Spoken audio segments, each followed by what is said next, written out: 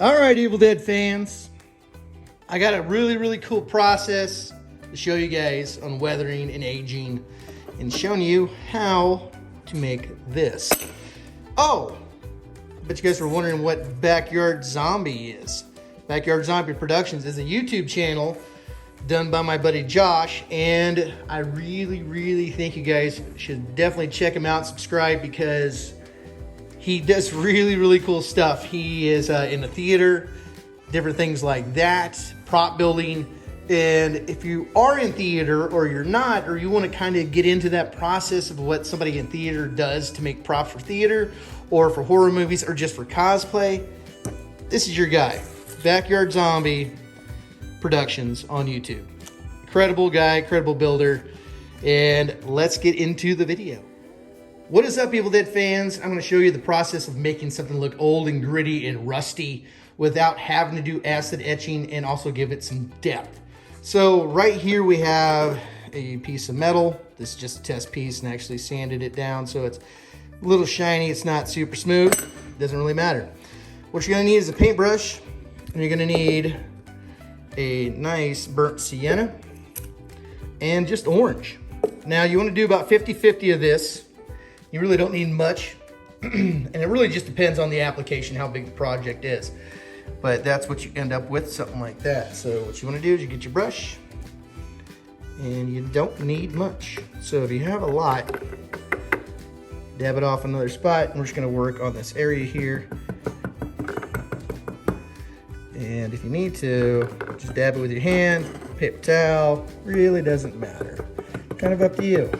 And you put down as much as you want to, and you want to make sure you don't get it too brown or too yellow, because it will look like crap. Now this is just a test piece, just to show you guys how I do this process. So that's the first part, and it doesn't take long to dry. So that is the very first part right there.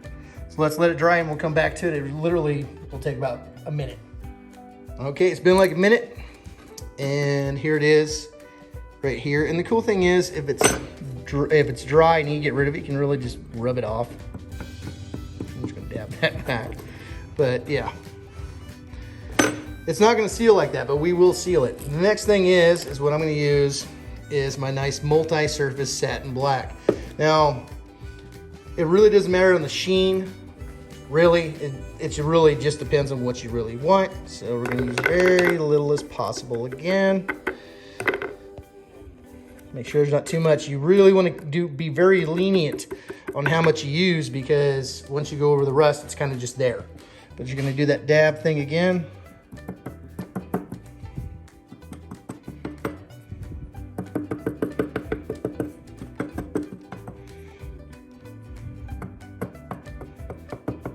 And this is if you want to leave some of the silver look. You don't have to. It's kind of up to you, because you can add a lot of black if you want to, a lot more rust, or less, or more.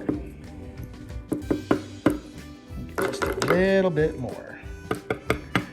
See how once you put a lot on, it kind of just takes over. If you dab it down, it actually gives a nice look. So you definitely want to make sure that the rust look that you have is kind of dry. Or actually fully dry. So that's what we have thus far. So after that, what we're gonna do is we're gonna give it some depth. All right, so it's basically dry right there.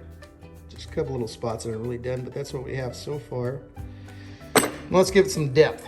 Now I want more depth where the black part is, and you can put it on the rust. It really doesn't matter. You're gonna do a final little coat of black. So what we're gonna do is just gonna put a little bit of this here, and this is just regular gel control super glue. And then I'm gonna use the same brush, but I'd like to use a different one, but hey, this is what I got right now. So you just do this, and then you add on as much as you want, really. Put a little bit there and a little bit down here.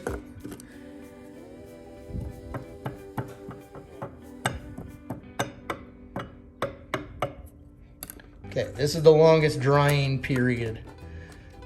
I actually have a piece over here that's sitting, but if you notice, it gives it depth. So we're gonna let that harden up, and then we're gonna come back and do another coat, and then we're gonna seal. So if you look at this piece right here that's actually waiting for the next process as well, if I can hold it and not ruin what I've done on it already. Luckily most of it's already dry.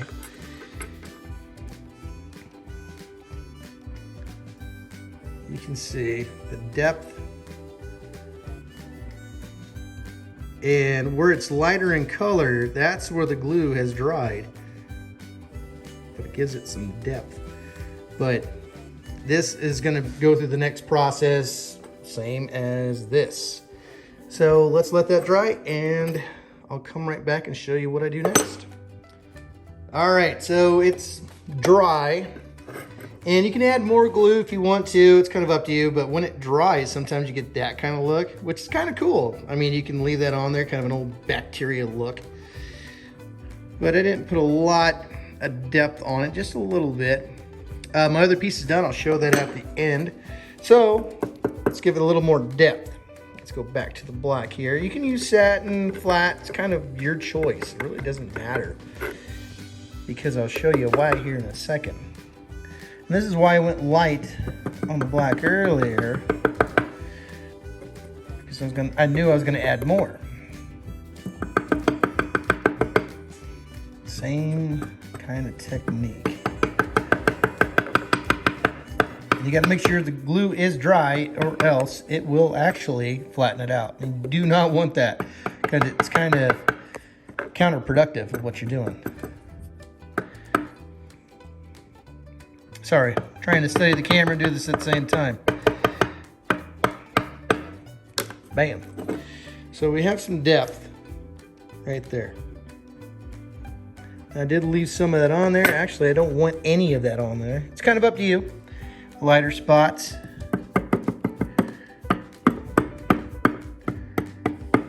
Bacteria look. It's kind of up to you. Let's see where we're at now. There, I like that. See that depth you have right there? Because the glue thickened it up, and the paint kind of thickened it up as well. That's what's nice about that multi-purpose paint versus like an inside paint. So we're gonna let that dry and go with the last process. All right, for the last process, I'm gonna use this Krylon matte finish. Now, I usually use Rust-Oleum, but their matte finish really doesn't end up being a matte finish. So Krylon's actually the best bet for this. So there's two techniques you can do. You can just spray it on, or you can actually dab it on with a brush. So like spray this into a cup and put on the areas that you want to. And I'll show you what that looks like in a second. The two different looks. So let's go ahead and I'm about out of it. And this seals it too. Don't use too much because that's all I got. So it looks wet right now. Let's let it dry and see what it looks like. All right, and we're back. Let's take a look at it. And you can definitely see the thickening of the grit. And that's the glue. And that's a little bit of the paint. Now you can add more or less. It's kind of up to you. This is with the sprayed on technique, not the dab technique with the clear coat, the matte clear. But if you want to put less on there, you can give it more of a rusted look. But it really does add to it small details. Now let's look at the piece here that I did. This is done. Get some good lighting.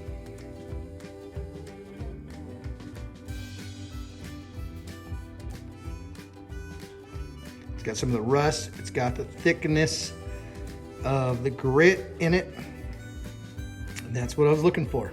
Now, if you do the dab technique, I do suggest if you use a black, do not go super shiny. Same with the rust. You definitely want to stay with a flat or a satin. You don't want to go with a super shiny look. Now this side, don't even pay attention. That's going to be inside this of this chainsaw. But if you look, you can see some bright spots with some dull spots in this one.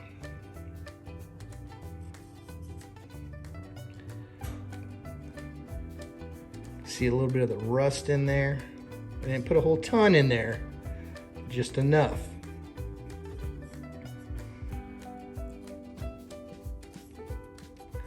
But with the glue and the sealer, when you're done, it's not gonna chip off, it's not gonna flake.